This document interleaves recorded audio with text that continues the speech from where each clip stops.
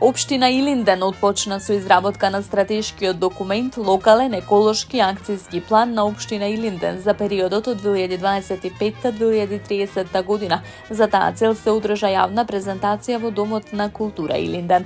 Изработката на овој документ е согласно законските обврски кои произлегуваат од Законот за животна средина и согласно кои општината е потребно да ги имплементира проектните активности во насока на подобрување на животната средина.